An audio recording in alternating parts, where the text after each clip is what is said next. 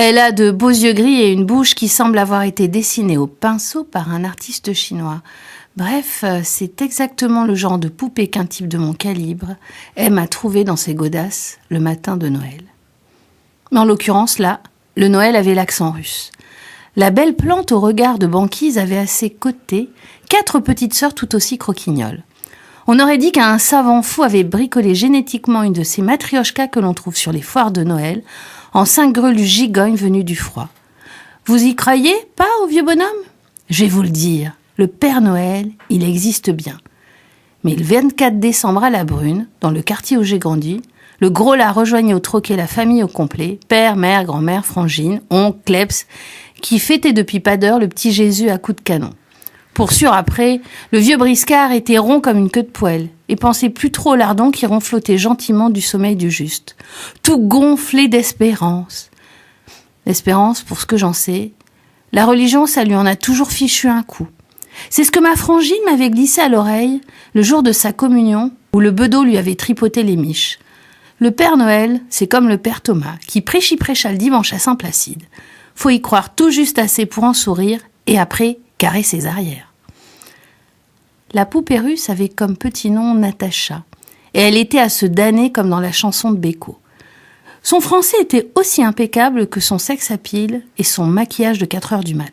N'empêche, il y avait quand même un macabé qui traînait avec 12 pruneaux dans le buffet, 12 médailles qui s'ajoutaient joliment au ruban de l'ordre du mérite que le trépassé avait dû arborer crânement il n'y a pas 3 heures.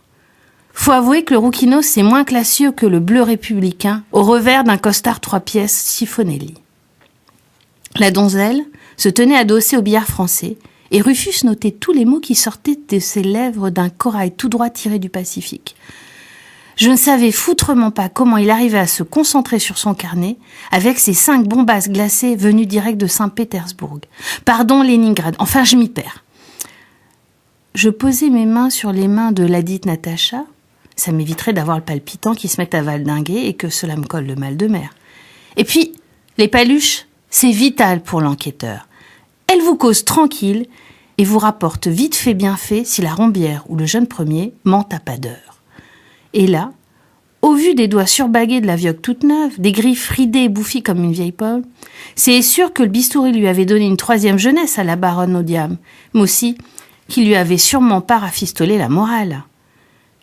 Je laissais mon blanc-bec finir de noter les derniers détails.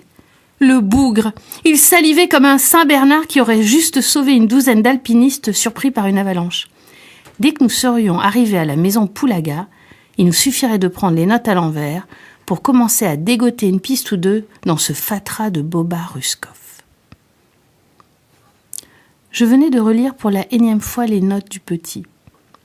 Sur le tableau, le doc venait d'afficher les résultats de la scientifique et de l'autopsie.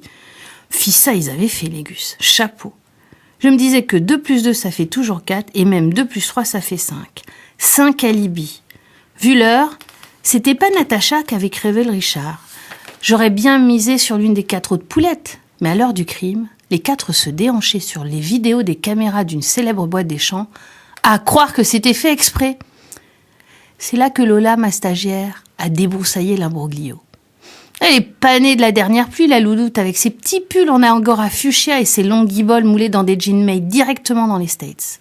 Elle a sorti de son barda sa feuille de chou favorite et nous a montré sur papier glacé les poupées russes au bras du rupin bien vivant et bien en chair. Toute une tribu bien alignée au bar du Carlton, sauf que elle n'était pas 5, mais 6. L'une d'elles avait des carrés du domicile avenue Montagne, Valoche à la main. Les 5 autres s'étaient forgé un alibi en béton armé, tandis que le prince du BTP recevait ses 12 bastos d'une mimine bien décidée. Il ne nous restait plus qu'à trouver la frangine manquante, la numéro 4. Pendant que les flics pistaient la blonde en cavale, mon ciboulot se mit à fumer. Et si quelques cold cases dormaient au bord des rives gelées de la Neva?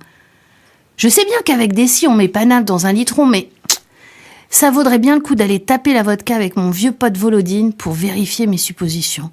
Oui, un verre d'une guiole bien frappée, transparente à souhait avec une tartoche de beluga.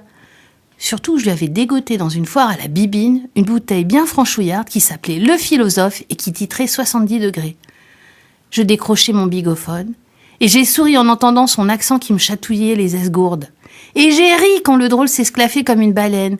Les cognes parigots, ça vaut le dépaysement. J'ai raccroché.